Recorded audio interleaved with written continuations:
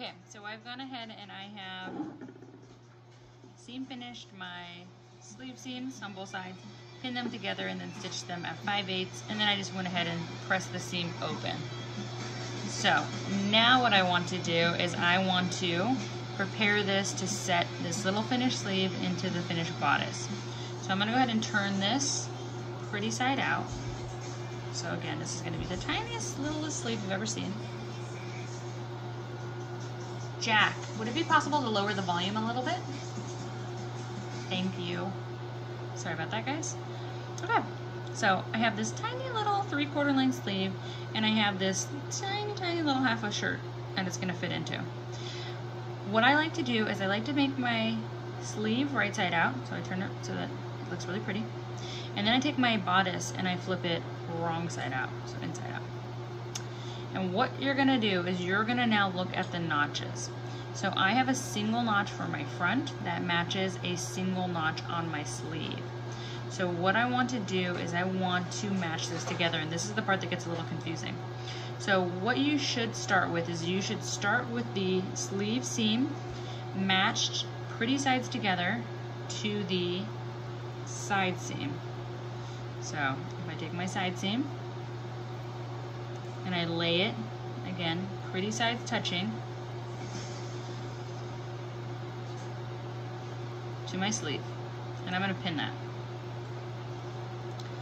If you've cut this out correctly, you can't mess this stuff up. But if you didn't cut it correctly, then you could easily mess this up. So hopefully you cut everything out with the pretty side of the fabric upwards. So now what I'm going to do is I'm going to look for my notches, and I know here that my single notch matches my single notch. So I can kind of lay those on top of each other and pin them because I know that those match. Now I'm going to go around the other side of my armhole, and I'm going to look for my double notches, and boom, there's my double notches, and they happen to match perfectly with my other double notches. So I'm going to pin those and get those ready to go. Okay, now the rest of the sleeve cap is a little bit too big for the armhole, and that's why we put the 2 rows of basting in. So now what you're gonna do is you're gonna come to your 2 rows of bastings, and you're just gonna grab hold of either the bobbin or the spool thread, and I'm gonna grab the bobbin thread because it's easy to see here, it's the pink. I'm gonna grab the bobbin thread from both rows and pull those up using a pin. And I'm going to grab them and I'm going to tug on them. So just like in the easing and gathering demo, you're going to take these 2 rows and you're just going to tug on them just a little bit, just enough to get a wave on the edge of the sleeve cap, because we're just trying to get it to get a little bit smaller so that it fits into this hole a little bit better. And now you can see that just with that little bit of a pinch and pull, my sleeve cap already is starting to fit inside of the armhole better. And I think it just requires a tiny little bit of a pull, and I think that's good. So I'm gonna actually start to pin this. Again, slowly easing in the sleeve cap to fit the armhole. And then I'm gonna pin this, making sure that I don't give myself any bumps or lumps that are unnecessary. We're not gathering this sleeve cap, we're easing it. And remember, easing shows no pleats, no tucks, no ruffles, no wrinkles. It's just the way of fitting 2 different shapes together. It's like fitting an oval into a circle, or fitting a, I don't know, maybe like a rectangle into a trapezoid. It just makes it that much easier. Okay. Now, one last pin up here on the shoulder. I'm gonna make sure that my shoulder seam stays open. We butterflied that and I want to keep it butterflied, so I'm going to make sure that stays open as I pin it, so when I stitch it, it's open still. Okay, I'm actually going to put one more pin on the other side of my shoulder seam just to hold that open. So again, this is going to be hard only because it's so tiny. It's the tiniest little armhole, but if you kind of turn it right side out, you can kind of see that, oh, it's becoming a little half of a shirt with a long sleeve or 3/4 sleeve. Now we need to stitch this. Now the one thing that I will say is that stitching this at 5/8 will be near impossible. So what I'm gonna suggest is that you actually do this at a shorter seam allowance. And I would suggest anywhere from 1/4 inch to 3/8 of an inch. I'm gonna do 1/4, so I'm actually just gonna use the edge of my foot. So I'm just gonna use this amount of space between the center line and the edge of the foot as my guide. And that'll make it a lot easier. If you do 5/8, it's gonna make it that much harder. So I suggest cutting it down 1/4 inch or maybe even 3/8 if you wanna use your mark on your machine. Okay, and I'm gonna go ahead and sew this. I like to start on my seam, so I like to start on my side seam that's connected to my sleeve seam. And I need to make sure that I'm being very careful not to catch any of the other parts of the little sample, just the portion that I'm working on currently. And again, that makes it easier if you cut down the seam allowance. So it is going to be pretty tiny. I'm going to back stitch this because I want this to be permanent. I should hold those threads back. I'm going to hold my threads back. Okay, and I'm going to go really, really, really slow. Again, this is teeny, teeny, teeny, tiny, so I want to make sure that I'm not catching the rest of the sleeve in there with it. And I might even use the needle down option on my machine, just so I can pivot if I need to, or lift my foot and move anything out of the way that shouldn't be there. And I'm just using the edge of the foot lined up with the center of the needle, and that's going to give me about 1/4 inch, just outside of 1/4 inch for my seam allowance, which again, I'm making it smaller for the sake of ease for the size of the sample. You'll kind of notice, like if you look at Barbie clothes, they're not using 5/8 for their seam allowance. It's too small. The garment itself is too little, so they use 1/4 inch, 3/8 of an inch. And then although this would work with 5/8, it would be much more difficult, and it's already a pretty difficult task. We actually use these exact patterns in pattern making. So if you're interested in taking pattern making in the fall, that will be an online class as well. And we're actually going to utilize that exact same sample that I just gave to you guys for the set-in sleeve, and you're going to utilize it to design garments, you know, to your liking.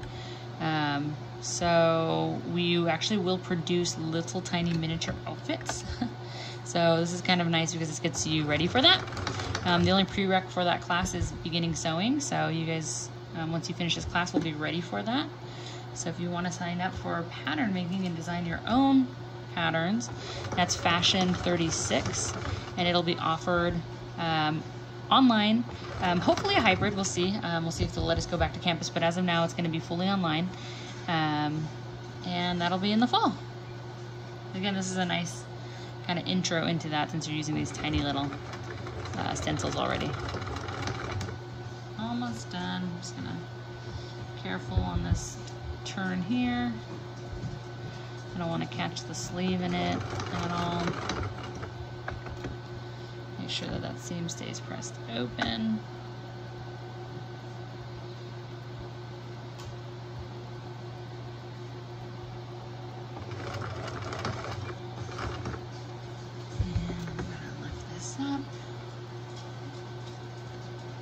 This one, again, definitely a little bit more of a difficult sample because of the scale. I used to do it with a larger sample piece, but that was one that I was able to hand out in class. And this is the easiest size that fits on the printer.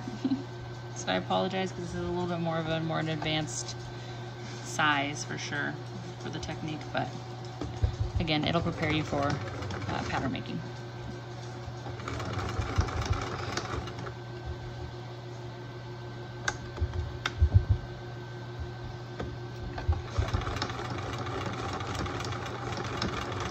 Okay, I've made it all the way around my sleeve cap. Go ahead and bring my sleeve out from the machine. Bring this down here. I'm going to cut my threads nice and short. Nice and short on the back end. There's a bunch of these like random threads hanging out all over. These are the basted threads, so they're definitely going to kind of get in the way, but I don't want to cut them short because I want to be able to pull it out. So let me go ahead and kind of show you what the inside of this looks like. It's a little strange, looks a little funky, but from the outside, if I go ahead and I'll pull those basted rows out in just a minute. But if I go ahead and pull this from the outside, you'll kind of see that now I have this cute little sleeve, and there's my little bodice, hanging off of my little tiny bodice. So again, all those random threads are these basted rows. The basted rows are made to fit 5/8 seam, so they're both exposed now. Normally, you would only have one exposed if you were stitching at 5/8, and that's totally fine that they're both exposed because you're gonna get rid of both of them anyways, and you can easily get rid of those little holes at the ironing board. So I'm just gonna go ahead and find my long chains. That's why I didn't cut them. I wanna have something to hold on to. I'm gonna go ahead and pull those pretty easily, pretty quickly out of the fabric. Get rid of the back row as well. There we go. Perfect.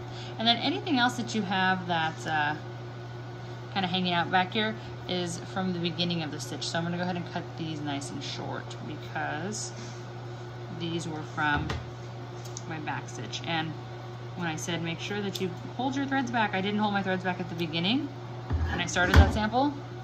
And so you can see that it kind of got knotted in here. So you can kind of come in and undo that and remove that if you have the time and want to. Otherwise, let's go ahead and turn this back to the pretty side. And now it looks better. No threads there. You've got this cute tiny little set-in sleeve for your bodice. Now the very last step, if you turn to the inside, and again we're only focusing on the sleeve part, I've got my finished shoulder seam up here, I've got my finished side seam, and then I have my sleeve cap, my armhole opening, and the only thing I'm missing now is this seam finish here. So what you'll want to do is you'll want to go to the iron and you'll want to press this open. So you can use your iron just kind of flat. If you have a mitt, you could use your mitt, a pressing mitt, to open this. If you have a ham, you could use your ham to press this open. But give it a press open and then press it closed again. Because now what you're going to do is you're going to take these together and you're going to seam finish them. So I'm going to go ahead and do that for you. So again, press it open first. I'm just going to switch my foot to my seam finishing foot here for my overcast stitch. Close that up. And again, press it first, press it open, then press it together. And I'm going to take this and I'm going to serge them or seam finish them as one. And you'll see it makes for a very pretty armhole. Still be very mindful that you're not stitching on anything but the seam allowance. This is where you have to be careful not to, catch the bodice of your shirt or the sleeve. I have a friend who loves to shop at Forever 21, and she's had multiple occurrences where she goes to put her sleeve on from a shirt that she got at Forever 21, and the armhole is sewed closed because they caught it while sewing, so it happens. But again, do your best to make sure you're needling down and pulling everything else away from the needle so that you're just stitching on the edge.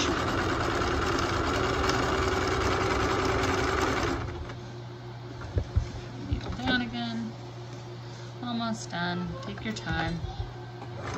Takes a while.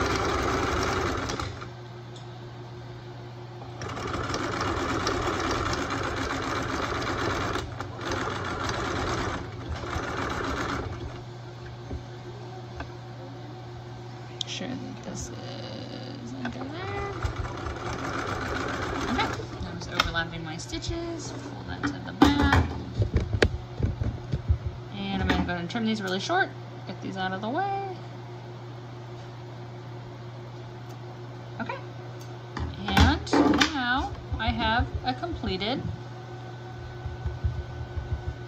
shirt with, again, I put the dart in it, you don't need to put the dart in it, but it's a little tiny half of a blouse with a little dart, a little set-in sleeve using the easing method, And from the inside, it's all finished off along the shoulders, along the sides, and along the armhole, and it's all seamed as one. When you guys take a picture of this, if you could please take a picture of the front of the bodice, the back of the bodice. If you could just maybe lift it and take a picture of it so that I can see kind of the sleeve cap. So maybe just kind of hold it and then take a picture here. And then just one picture on the inside like this would be great, so that I can kind of see the seam finishes, the seam finish, and then the sleeve cap. Again, you don't have to do the darts or the dart on the back if you don't want to, and don't worry about any other seam finishes.